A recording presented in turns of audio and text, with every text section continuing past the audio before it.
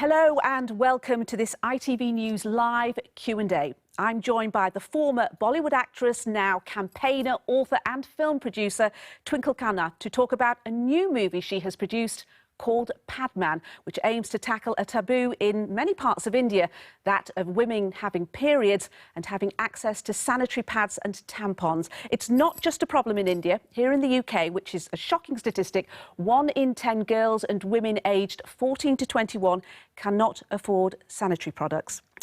Now, if you want to ask Twinkle a question, post one now in the comments and we'll do our best to answer it. We'll begin the Q&A shortly, but first, here's a bit more about the film and its real-life inspiration. Padman. He is a Bollywood superhero with a most unlikely mission. Woman strong, mother strong, sister strong, then country strong. Padman is the true story of an Indian villager who invented a machine to make affordable sanitary towels in a country where, like many others, menstruation is strictly taboo. On the set, we had, these junior actors, and we shot with them the first day. And then the second day, they had to hold sanitary pads, and they ran away. And they didn't come back to the set because they were mortified at the fact that they were holding, menstrual products. So we had to reshoot their portion. Arunachalam Muruganathan, the man who inspired the film, was ostracised by his wife and villagers for a while when he began building his machines. Now women's groups all over India, in parts of Africa and in other countries are using them, making sanitary towels which are almost entirely biodegradable and, crucially, much cheaper. I tried to make affordable sanitary pad for my wife. Everything I started from my wife, now it has gone global. In India, only 1 in 10 women have access to sanitary pads and tampons, while 1 in 10 girls in Africa misses school or drops out altogether because of their period. But it isn't just a problem in poorer countries. Here in the UK, it's estimated 1 in 10 girls and women aged 14 to 21 cannot afford sanitary products. And this can damage their prospects for the rest of their lives, says this British charity. If girls don't have access to pads, they will miss school, and when they miss school, then they don't complete their education, so they're kind of held back. It is a global issue, which is now employing Padman to help spread the word. Well, Twinkle joins me now to take your questions. Also with us is Manjeet Gill, who is Chief Executive of Binti International, a charity which aims to dispel the stigma and negative perceptions around menstruation around the world. Welcome to both of you. Thank you both for being here. Padman, first of all, you're not just aiming to break a taboo, you're smashing through it loudly and proudly, aren't you, with this film? Well, I'm trying, and I think, like I've said, this is something that should have been happening 10 years ago. And to me, the most important thing about Padman is the fact that already in India, conversation has started. And something that people have not addressed, something that I've not heard men talking about, and suddenly they're talking about it all the time. And even if they're saying that should we go and see Padman or not, they are addressing something they've never spoken about. I think what a lot of people found shocking as well, Manjeet, is, we know this is a global issue. This is happening in the UK. This is right here as well. There are people who are struggling to afford the things that should, by rights, be theirs. I mean, this is something you're campaigning about, isn't it, as well? I think it's interesting because when we go out onto the streets of London, we know that if we ask the general public to explain what menstruation is, most of them can't. And a man in England may not have ever touched a pad before either. So it's not something that just happens in the developing world. It exists here. And if I was to start my period right now, I would still whisper, do you have a pad? And then stick it up my sleeve and go to the toilet. So it's a stigma and taboo that exists globally. It's the biggest elephant in the room for women, I think. I mean, you were saying that one thing that happened during the making of the movie was a couple of young actors on the set were so horrified at having to handle. Yeah, they were fine, the previous day they shot with us, and then the next day when they had to hold the sanitary pads, they ran away. So, I mean, and they're actors, they're not even, just public, and they're but it was something that it still has so much shame and embarrassment around it. Is it a cultural thing? Is it a male-imposed thing? What's going on? We're strong women, aren't we? I think if you think about advertising, for example, advertising, we use blue liquid instead of using red liquid. So we kind of perpetuate that secrecy and shame right from a very young age. This is something we don't talk about. And then our mothers might give us products, but they don't explain the conversation. And in education. I don't think it's just a male-imposed thing. I think even, women, generation after generation, have been conditioned to hide it. It's something that is very private. It's something that is... I think we also feel that it's something unhygienic about us. You know, we've been told so often that it's become something that's in our head now. And that's all of us. I speak from experience as well. I have a sister. We didn't mention it at all. My mother never mentioned it to us, and it seems very odd to me now to think about that, but it's true. I'm an educated woman. Here I am, But it's not part of the education programme in the UK, for example. This is something you're very concerned about, yeah. I think we think that menstrual education should be a standalone topic, because when we do have sex education, we're kind of doing this. We're not really listening or paying attention. And girls as young as 9 will start bleeding every month for the next 4 decades of their lives, and they're kind of just left to deal with it.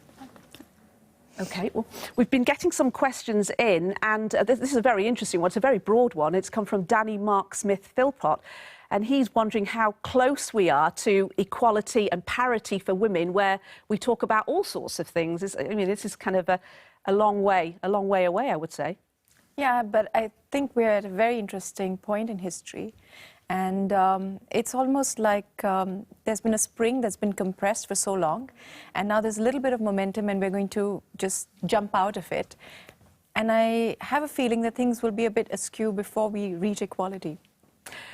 Why do it in a film? Why raise this issue in a film? That's some of the questions that have come in as well. Initially, I wrote a book about... Initially, I wrote a book on Muruganantham's life, and I felt that we are a world of viewers, really, more than readers, and the only way to get this message across very strongly across India and perhaps globally was through cinema. And that's how this whole idea of the movie came about. You must applaud it, because I know you have been campaigning, you've been around the world with your campaigns as well, but there's something about putting it in a film, I suppose, that just puts it out there, amongst the masses, if you like, and a message like we've never had before in cinema, actually, not just Bollywood cinema. Yeah. I can't think of any cinema anywhere where these issues have been raised. Well, I think it's if you have somebody that you respect, that's sending out a message. So, for example, my journey with my mother, I remember when I took her to India for the first time and I let her listen into the interviews that we had with the girls who shared their horrific stories. She kind of grabbed my phone and she flung it across the bed and said, "Why do you have to do such a dirty job?" Oh. And then about a year later, I was due to go on to a TV show, and I made the mistake of going to my mother's house the day before. I was dressed in like a onesie. And she said to me, "Make sure when you go on television tomorrow that you wear proper clothes." I said, "Mum, you're worried about what I'm going to wear. I'm worried about how I'm going to speak to this uncle with a white beard and a turban about periods." And she says, "Don't you dare speak to him. Make sure you speak to the girl and speak in English." And then this phenomenal thing happened, because this chap, very, very well respected in the community, he said, "Well done, the work that you're doing is fantastic." And then your mum was fine with it. And then she was absolutely, "Oh, this is my daughter," and she's very happy with it. And I think that's kind of the same with having an icon like Akshay Kumar talk about menstruation. If he can, then anyone can. I thought that, if we had somebody who people idolized holding a sanitary pad, then half our job is done, because, these taboos and about holding a pad and handling it, they are wiped out right there. Yeah, because I would say that I remember when we were growing up, we didn't even show our underwear, right? We had to hide our underwear. And then if you're hiding your underwear and then you're hiding we understand where hiding the pads came from, this whole concept. So, yeah, things are changing, because once you get over the initial, you've held the pad, you can't go back, and then it's just more comfortable, isn't it? Yeah, and even, I remember not so many years ago, I was going through airport security and the pad fell out of my bag, and I was very embarrassed and horrified. Now when I look back, I'm like, what was I even thinking at that point of time? So I think it's not something that, it's just comes to you automatically. It's as you get older, you look at things, you do research, and even women like us who believe we're slightly progressive have these ideas, then what's happening with the rest? So This is a story about a man who's become involved in the campaign. This was many, many years ago. How did you first come across Muruganathan's story? It's an extraordinary story, actually, isn't it? Yeah, it is. And this is a question that has come from Noor Karyani. I first came across his story when I was doing some research for a column on menstruation. And I still remember I began reading about it, and then I just didn't stop. And then I was wanting to see documentaries about him. And I spent at least 5 hours just looking up things about him. And I put that down, and I started writing his story just midway from when he's on a cycle and just before he's ostracized from his village. And then I chased him, and I chased him. And I chased him for 8 months. I think she had an easier job of getting hold of him. But in London, wasn't it, at one point? Yeah, but I had a very difficult time, and finally I persuaded him to let me write an account of his life, and then we were in Bad Man. This is an interesting question from Vanessa Lotz. It's an all-encompassing question. How do you hope that your involvement, your film, you being vocal about it, is going to change things? I mean, if you could say, I want to change one thing with the film, with your campaigning, what would that be? For us, it's just to normalise the conversation around menstruation and get it out there. Yeah, that's exactly. Just make it part of the narrative. It's not something you have to hide away, and something that, is like Voldemort goes unmentioned. This is something that should just be part of life. Did you talk about it when you were younger with your mum? I grew up in a largely female household, so for me it was very easy, but I know a lot of girls who never ever spoke about it at all. OK, and what about you, Mandeep?